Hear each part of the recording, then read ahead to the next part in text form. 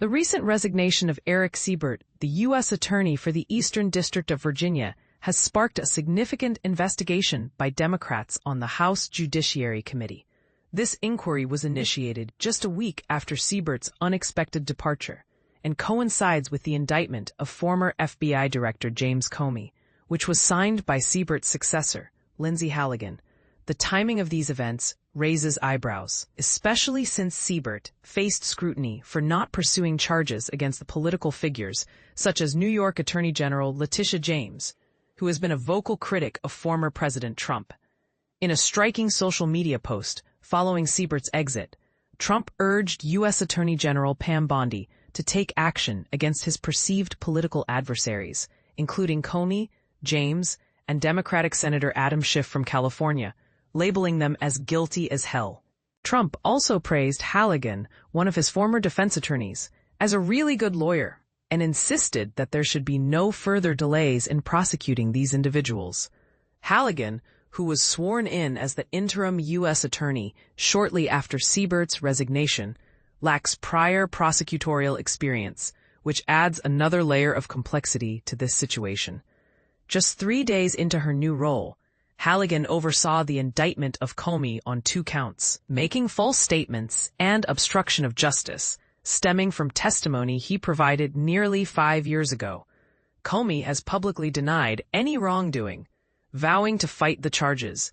In a letter addressed to Bondi, the House Judiciary Committee Democrats have formally requested Siebert's performance evaluations and any records that might reveal communications between the White House and the Justice Department regarding the Comey case. They are particularly interested in any discussions that took place from January 20th, 2025 to the present, involving prosecution referrals for current or former public officials, including figures like Letitia James and James Comey. Before stepping into her role as interim U.S. Attorney, Halligan served as an aide in the Trump White House and was also involved in his legal defense. The committee's letter also seeks documentation related to Halligan's appointment, including her application materials and any communications regarding her qualifications or commitments made to the White House or Justice Department about prosecuting specific individuals.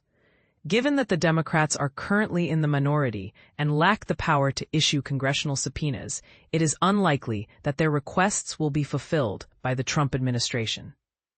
However, this letter serves as a platform for them to express their concerns regarding the administration's actions. Jamie Raskin, the ranking member of the House Judiciary Committee, expressed his discontent in the letter, stating, "President Trump, with you as a willing partner, is obliterating centuries of prosecutorial independence and steering the Justice Department into dangerous new territory." Trump's dissatisfaction with Siebert was evident when he stated, "I want him out," criticizing Siebert for having the backing of both Democratic senators from Virginia, Tim Kaine and Mark Warner. For a U.S. attorney nominee to progress through the Senate Judiciary Committee, they typically require support from the state's senators. Given the current political climate, it seems unlikely that Kaine and Warner would endorse Halligan, especially since Kaine noted that neither senator has ever supported a nominee lacking prosecutorial or Justice Department experience. This unfolding situation raises critical questions about the independence of the Justice Department and the influence of political pressures on prosecutorial decisions. What are your thoughts on the implications of this investigation? Do you believe that the actions taken by the Trump administration are undermining the integrity of the Justice Department? Share your opinions in the comments.